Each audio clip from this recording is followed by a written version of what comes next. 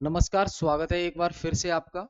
Last class में हमने civics वाला जो सब्जेक्ट है सोशल साइंस के अंदर सिविक्स, उसमें हम डिस्कस कर रहे थे लोकल गवर्नमेंट के बारे में। ये देख भी रहे हैं आप, पिछली क्लास में हमने डिस्कस किया है ये। एक बार फिर से मैं बता देता हूँ, जिन्होंने पिछली क्लास नहीं देखी है उनके लिए थोड़ा सा एक्सप्लेन कर देता हूँ मैं। मैं चाहूँगा कि आप जाएं प्लेलिस्ट पर और देखें सारी चीज़। अब देखो, हमारा जो टॉपिक है वो क्या है।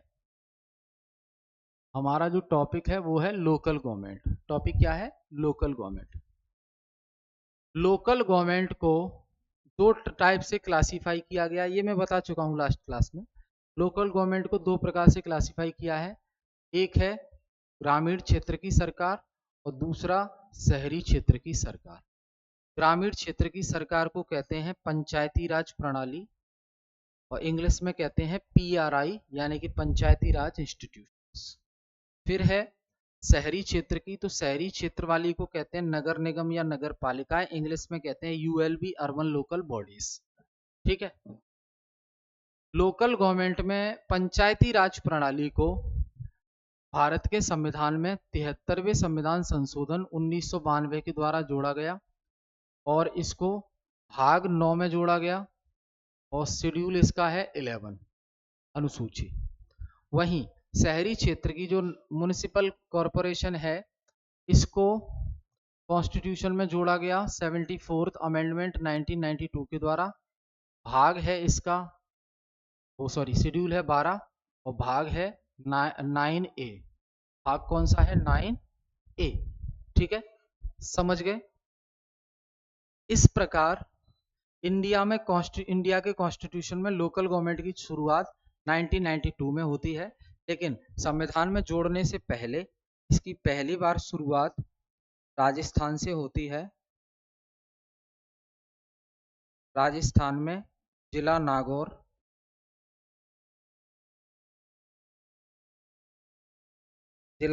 से इसकी शुरुआत होती है। 2 अक्टूबर 1959 को पंडित नेहरू के द्वारा इसकी शुरुआत होती है डिस्ट्रिक्ट नागौर से। और कॉन्स्टिट्यूशन में कब जोड़ा गया ये अगर पूछा जाए, 1992 में जोड़ा गया। आई होप क्लियर है। चलो अब चलते हैं अपने सीधे सीटेट वाले कंटेंट पर।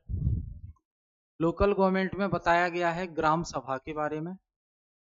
लोकल गवर्नमेंट में बताया गया है आपसे ग्राम सभा के बारे में बताया गया है। तो it is a body consisting of persons registered in the electoral rolls at the village level within the area of the panchayat. Panchayat के एरिया में, गांव के स्तर पर जो वोटर आईडी बनी हुई है, इलेक्टोरल रोल में रजिस्टर्ड जो लोग हैं उन्हीं से मिलकर ये ग्राम सभा बनी होती है पंचायत के अंदर। Presiding officer of the panchayat is known as sarpanch. Panchayat का जो ऑफिसर है, प्रिसाइडिंग ऑफिसर सरपंच कहते हैं। एंड द प्रधान मुखिया जो है उसे कहते हैं। रिकमेंडेशन ऑफ द ग्राम सभा are binding on the gram panchayat. ग्राम सभा की जो रिकमेंडेशन है वो ग्राम पंचायत के लिए बाइंडिंग है, उन्हीं को ध्यान में रख के काम करेगी। की roles interested to the gram सभा आर माइक्रो प्लानिंग। ग्राम सभा का काम क्या है? छोटे लेवल पर योजनाएं बनाना, सोशल ऑडिट करना पंचायत के कामों का, पंचायत को रेटिफिकेशन करना, बैलेंस शीट चेक करना, identification and approval of beneficiaries और supervisory and regulatory function. Supervise करने का काम और रेगुलेटर करने का काम भी इसी का है। The institution of the Gram Sabha is very important as it gives an opportunity to each and every voter of the Gram Panchayat at the local level to take part in the decision making process of the decentralized governance as well as planning and development। तो देखो, जो ग्राम सभा है ना वो बहुत important institute है। जो ग्राम सभा है वो बहुत इंपॉर्टेंट इंस्टीट्यूशन है। क्यों? क्योंकि ये हर एक व्यक्ति को अवसर देता है कि वो जो रूरल एरिया में गवर्नमेंट चल रही है उसमें पार्टिसिपेट करे, वोट देकर अपना प्रतिनिधि चुने और वो प्रतिनिधि फिर काम करेगा। इससे क्या होगा? डिसेंट्रलाइज्ड लेवल पर प्लानिंग और डेवलपमेंट हमें देखने को मिलेगा। अब यहाँ दो टर्म आई हैं आपकी, एक होता है सेंट्रलाइज्ड सिस्टम और दूसरा होता है डिसेंट्रलाइज्ड सिस्टम। सेंट्रलाइज्ड सिस्टम का मतलब है शक्ति कहाँ पर है, सबसे ज्यादा केंद्र में, और डिसेंट्रलाइजेशन का मतलब है शक्ति बटी हुई है। डिसेंट्रलाइजेशन का मतलब है शक्ति का बंटवारा। तो शक्ति बटी हुई है 3 स्तर पे, केंद्र सरकार, राज्य सरकार और लोकल गवर्नमेंट, ठीक है। इसे कहते हैं डिसेंट्रलाइजेशन प्रोसेस। गांधी जी इसके पक्ष में थे कि रूरल डेवलपमेंट पहले होना चाहिए, गांव का विकास पहले होना चाहिए। आगे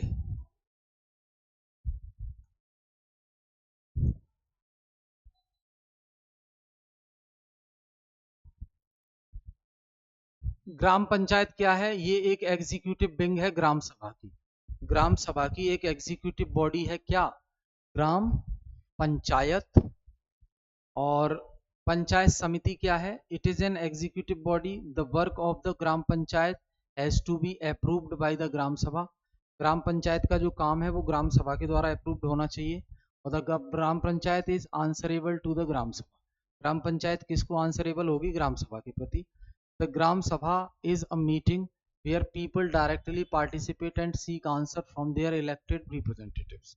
Every village panchayat is divided into wards or smaller areas, or each ward elect a representative who is known as ward member or पंच। पंच कहा जाता है। तो ग्राम सभा members elect a sarpanch who is the panchayat president, ठीक है। द वार्ड पंच जो होगा and the sarpanch together form the gram panchayat. The term of Gram Panchayat is 5 years. The Gram Panchayat and the Gram Sabha have one common secretary. ग्राम पंचायत और ग्राम सभा का एक common secretary होता है, सचिव होता है। The secretary is appointed by the government. It is the secretary who calls the meeting of the ग्राम सभा and ग्राम पंचायत। ग्राम सभा और ग्राम पंचायत की मीटिंग्स को बुलाता है, ये सेक्रेटरी का काम है। इस सेक्रेटरी को गवर्नमेंट के द्वारा नियुक्त किया जाता है, ठीक है। One of the main function of ग्राम सभा is to prevent gram panchayat from doing wrong things. ग्राम सभा का एक मुख्य कार्य ये भी है कि वो ग्राम पंचायत को गलत काम करने से रोकती है। The gram panchayat is responsible for the implementation of development program for the village and that come under the jurisdiction. Panchayati Raj system is a process through which people participate in their own government. Panchayati raj system वो process है जहां पे लोग अपनी ही सरकार में भागीदारी दिखाते हैं, पार्टिसिपेट करते हैं। Panchayati raj system is the first tier और level of democratic government. It extend to 2 other levels, that is block level पर जनपद पंचायत होती है या पंचायत समिति, और डिस्ट्रिक्ट लेवल पर जिला परिषद होता है। तो यहाँ देखें आप, सबसे पहले होगा पंचायत। पंचायत के ऊपर क्या होगा? पंचायत समिति। इसके ऊपर होगा जिला परिषद। ठीक है। अब ग्राम पंचायत क्या है तो जो पढ़ चुके हैं हम, it is the primary unit of governance in the panchayati raj system. It consist of panchayat president and its members elected by the people through a general election, ठीक है। ग्राम सभा क्या है? Gram sabha is a meeting where people directly participate and seek answer from their elected representative. Gram panchayat में वही है जिनके vote registered हैं उस गांव में। Sarpanch, he is the panchayat president. Panchayati raj system क्या है? It is a process through which people participate in their own government, ये ध्यान रखना। अब रूरल एडमिनिस्ट्रेशन की बात करी गई है।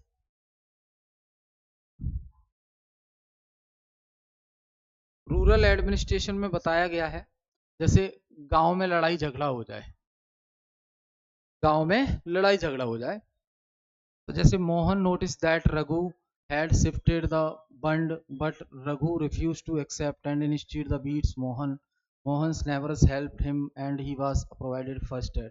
यानी कि देखो कि कोई भी दो लोगों में अगर झगड़ा हो जाता है तो उसे कहते हैं गांव में झगड़ा हो गया, क्वेरल। इसको संभालेगा कौन? एडमिनिस्ट्रेशन।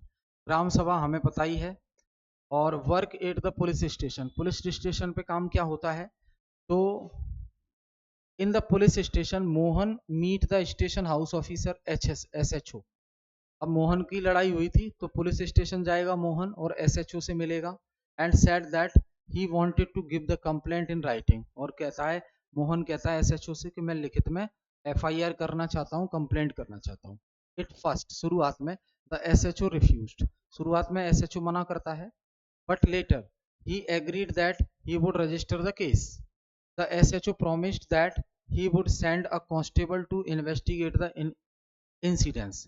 SHO ने प्रॉमिस किया कि वो एक कांस्टेबल को भेजेगा जो वहां पे इंसिडेंट को चेक करेगा, इन्वेस्टिगेट करेगा।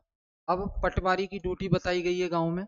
पटवारी मध्य प्रदेश में पटवारी बोलते हैं, यूपी में लेखपाल बोलते हैं, ठीक है। तो पटवारी का काम क्या है, they include conducting land survey करवाना, फील्ड का सुपरविजन करना, reporting the crime to the police, crime की रिपोर्ट करना पुलिस को। The role of the patwari is important in an investigation. The record of the patwari helps the police to find out which person is extended his bond from the original boundary। यानी कि पटवारी के record से ही ये पता लगता है कि कौन से किसान ने जो मेड़ है बाउंड्री वो अपने खेत की इंक्रीज की है, दूसरे के खेत में जाकर बना दी है बाउंड्री।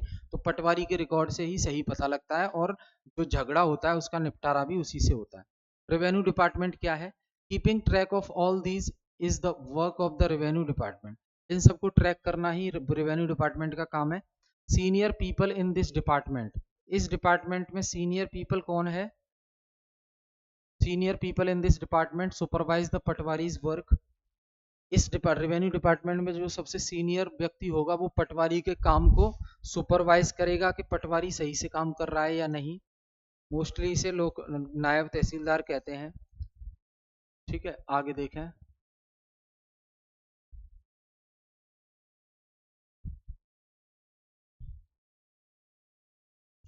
लोकल एडमिनिस्ट्रेशन, स्थानीय स्तर पर प्रशासन कैसे चलता है।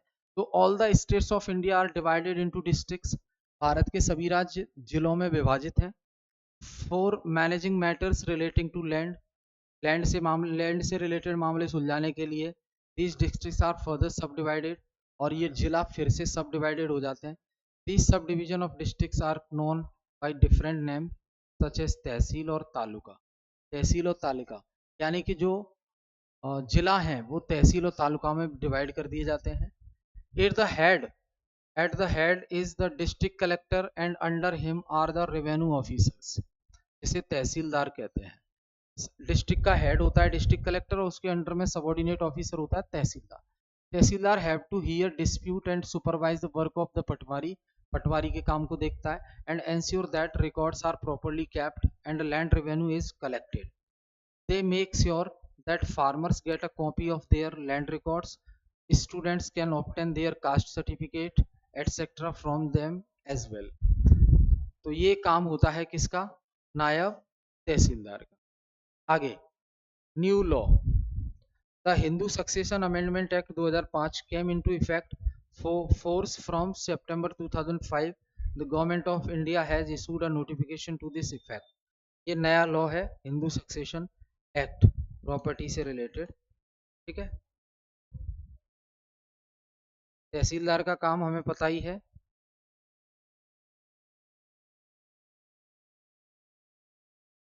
तहसीलदार का काम क्या है, tehsildar is a revenue administration officer in charge of obtaining taxation from tehsil. Tehsil से टैक्स कलेक्ट करने का काम तहसीलदार का है। और तहसीलदार इज ऑल्सो कॉल्ड पटवारी, पटवारी भी कहते हैं तहसीलदार को, पटवारी से बड़ा होता है। Every police station has an area that comes under its control. Her police station का अपना एक क्षेत्र होता है, उस क्षेत्र के लिए ही वो पुलिस स्टेशन काम करता है। All persons in that area can report cases और inform the police about any occurrence like theft, accident, fight. कोई चोरी हुई, एक्सीडेंट हुआ, लड़ाई झगड़ा हुआ, उसके बारे में रिपोर्ट वहीं पुलिस स्टेशन की जाएगी। पुलिस स्टेशन का सबसे सीनियर ऑफिसर क्या कहलाता है, SHO, स्टेशन हाउस ऑफिसर। इस पे सवाल आया है। The police of that area then inquire, investigate and take action। और फिर उसके बाद जब रिपोर्ट दर्ज हो जाएगी तो फिर उस एरिया की जो पुलिस है वो इंक्वायरी करेगी, इन्वेस्टिगेट छानबीन करेगी और एक्शन लेगी।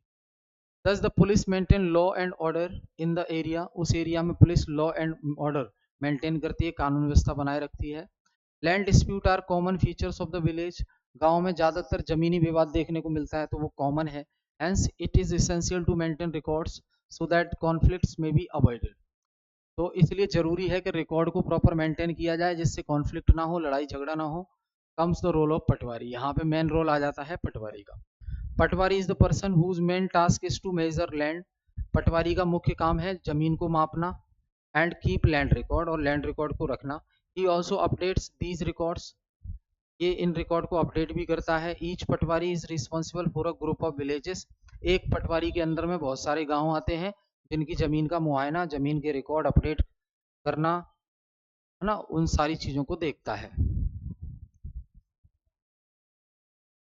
आगे, the patwari is also responsible for organizing the collection of land revenue from the farmers and providing information to the government about the crops grown in this area, उस area में कौन कौन सी फसल हुई हैं उनके बारे में जानकारी देने का काम भी कौन करता है, पटवारी करता है। ठीक है, तो पटवारी का गांव में भैया, पटवारी गांव का एकदम नेता हो गया, समझ गए, बिना पटवारी के गांव में कुछ नहीं होता क्योंकि सारा जमीन का ही खेल है गांव में। पटवारी, तहसीलदार, इन्हीं का मेन काम है। The revenue department of the government plays a major role in this direction, जो सरकार का रेवेन्यू डिपार्टमेंट है वो भी एक अहम भूमिका निभाता है। Senior people in this department supervise the patwaris work, इस डिपार्टमेंट में जो सीनियर अधिकारी हैं वो पटवारी के काम को भी सुपरवाइज करते हैं। For managing matters related land district sub divided known as sub division, taluka है ना, district collector is the head और revenue officer is tehsildar work under him. Hindu succession act के बारे में बताया गया है, 2005 में बना। ठीक है,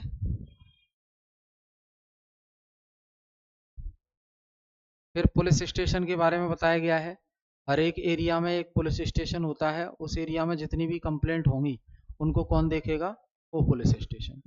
अर्बन एडमिनिस्ट्रेशन की बात करी गई है, जैसे वार्ड काउंसलर होता है, आप शहर में अपनी कॉलोनी में वोट देकर वार्ड काउंसलर चुनते हो, निगम पार्षद जिसे हम कहते हैं।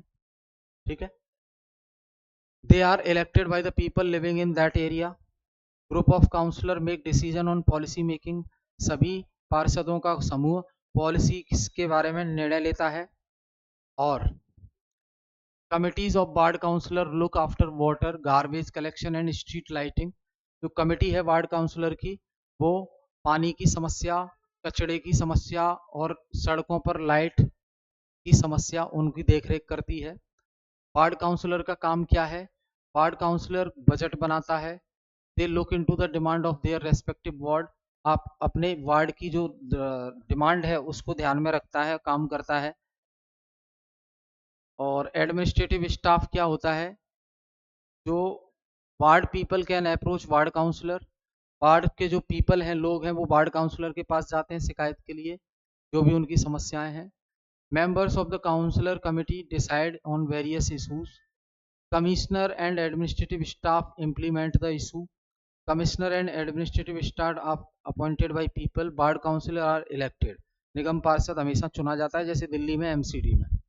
म्युनिसिपल काउंसिल क्या होती है, नगर परिषद, नगर पालिका परिषद, तो it is an administrative department in the city, it supervise the division of work in different department, it include the department of water, garbage collection, construction of road and sanitation. फिर municipal council के बाद municipal corporation यानी कि नगर निगम, takes care of street light, garbage collection, water supply, create awareness about epidemics such as malaria, dengue, malaria dengue के बारे में जानकारी फैलाना लोगों तक, जैसे सुबह सुबह कचड़े की गाड़ी आती है ना कचड़ा उठाने के लिए, तो वो अनाउंसमेंट करती है ना डेंगू का टाइम आ रहा है, साफ सफाई रखें, पानी कहीं भरा हुआ ना छोड़ दें, तो ये सब काम भी है। Teaches people about preventive measures to avoid disease, बीमारी से कैसे दूर रहा जाए ये भी बताते हैं। स्कूल भी चलाते हैं ये अपने, हॉस्पिटल भी चलाते हैं, डिस्पेंसरी भी चलाते हैं, जैसे दिल्ली में एमसीडी के स्कूल भी चलते हैं, हॉस्पिटल भी हैं। Ward community can submit its petition to the ward councillor, collective action taken is by ward engineer and ward council. ठीक है, municipal corporation solve the issues, फिर म्युनिसिपल कॉर्पोरेशन जो है वो इशू को सॉल्व करती है। आसान है, लोकल गवर्नमेंट का शहर वाला है ये। म्युनिसिपैलिटी क्या है? A place with their own local government, a city, town or another area. In the city there is the municipal corporation that takes care of street light, garbage collection, water supply, keeping the street and the market clean. स्वच्छता बनाए रखती है, यही काम है शहर के अंदर लोकल गवर्नमेंट। ठीक है, तो ये हमने डिस्कस कर लिए। अगली क्लास में हम आगे डिस्कस करेंगे। अगला टॉपिक मैं आपको बता देता हूं जिससे आप उसको एनसीईआरटी से रीड कर लो अच्छे से। ग्रामीण प्रशासन और शहरी प्रशासन हमने पढ़ा है अभी, उसको आप अच्छे से एक बार और रिवाइज कर लेना। ये सारे जो पॉइंट इसमें मेंशन है ये आपके एग्जाम में हूबहू ऐसे के ऐसे ही शामिल होते हैं ऑप्शन में। ठीक है, अगला जो चैप्टर हम डिस्कस करेंगे वो मेकिंग अ लिविंग, जो सीटेट का सिलेबस का चैप्टर है। तो यहाँ तक जुड़े रहने के लिए बहुत बहुत धन्यवाद आप सभी का। हम फिर मिलेंगे नेक्स्ट क्लास में। Thank you.